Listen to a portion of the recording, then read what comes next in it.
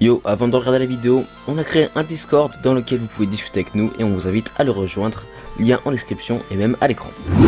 Vous souhaitez commencer un nouvel animé, mais vous n'avez pas de temps à perdre à en rechercher un bon? Et bien cette vidéo est faite pour vous. Aujourd'hui, je vais présenter 3 animés en 3 minutes, c'est-à-dire un animé par minute. Je vais essayer d'être super rapide et expliquer au maximum l'animé en question et vous dire pourquoi le regarder et vous donner envie de le voir. Il y aura 3 thèmes de façon à plaire à tout le monde. Un qui sera un anime d'action donc type shonen, un de romance, un bien évidemment de comédie. Et je pense que c'est suffisant. Je garde en réserve d'autres animés si ce type de vidéo vous plaît. Yo les gars, c'est le cas du bataillon de l'animation. Et aujourd'hui, on se retrouve pour 3 animes à voir absolument en 3 minutes. Si ce concept te plaît, n'hésite pas à lâcher un gros pouce bleu comme Rock Lee dans sa position Nice Guy. Et on démarre tout de suite après l'intro les soldats.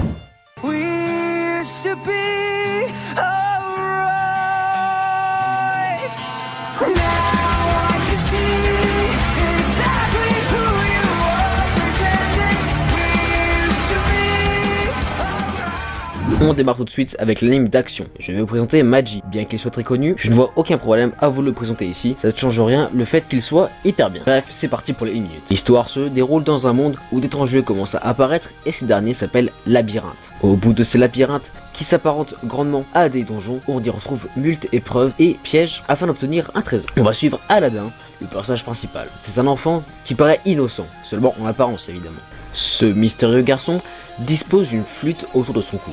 C'est la demeure d'un djinn, ce dernier s'appelle Hugo. Un jour, ils vont faire la rencontre d'Ali Baba, un jeune homme qui a pour objectif de réussir à terminer un labyrinthe en quête de richesse et de gloire. Entre ces deux personnages, Ali Baba et Aladdin, va naître une énorme amitié. Leur aventure ira bien sûr bien plus loin et ils vont être amenés à se battre durant des guerres et même à défendre leur pays natal. Cet anime aura donc des enjeux politiques et ça devrait vous plaire. De plus, nombreux sont les personnages badass et les personnages principaux vont suivre une évolution énorme. Ils vont subir de nombreux power-up aussi bien au niveau de leurs aptitudes mentales ou de leurs aptitudes physiques. Cet anime est tout simplement génial grâce aux relations des personnages. Aladdin, Ali Baba et Morgana qui va les rejoindre vont avoir une amitié tellement solide que vous allez forcément apprécier ces personnages. De toute façon, je vous invite à aller voir le lien en description pour l'épisode 1. Je vous le rappelle, je n'ai qu'une minute.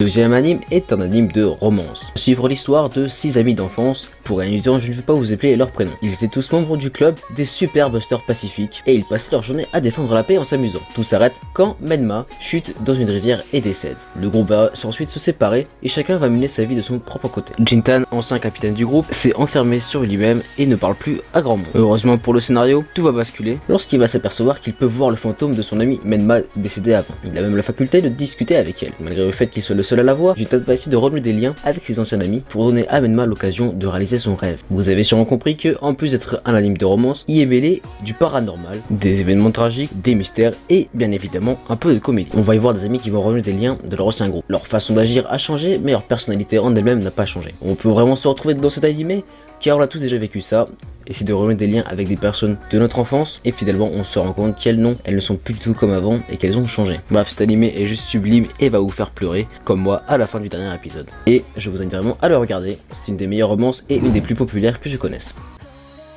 Et enfin, dernier animé de la vidéo. Une nuit, un étrange objet tombe sur la tête de Nita. Nita est un yakuza. À l'intérieur de cette étrange boîte se trouve Ina. C'est une jeune fille qui possède d'énormes pouvoirs surnaturels. Ces pouvoirs peuvent être utiles dans sa profession de yakuza. Cependant, il encourt le risque qu'elle finisse par utiliser ses pouvoirs contre lui. De plus, s'il n'utilise pas fréquemment ses pouvoirs, elle peut devenir complètement incontrôlable et tout détruire autour d'elle. Ina est un personnage qui va réagir de façon robotique. On a l'impression qu'elle débarque sur la Terre, et c'est le cas d'ailleurs, et qu'elle ne connaît absolument rien à ce monde. Ina est un personnage complètement débile qui n'écoutera rien en classe, d'ailleurs ça va être assez marrant, et qui est totalement égoïste. Elle ne pense qu'à elle en premier lieu, mais au fur et à mesure de l'histoire, elle va devenir de plus en plus gentille.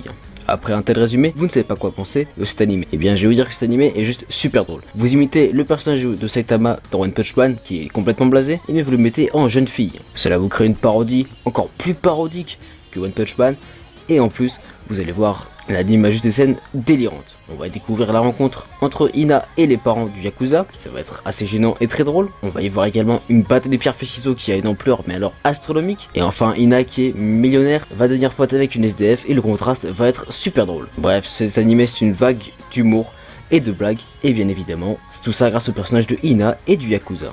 Comme convenu, je vous ai présenté 3 animés en 3 minutes, j'espère que vous aurez découvert quelques mangas. Ce fut un plaisir de faire la vidéo et j'espère qu'on se retrouvera la semaine prochaine.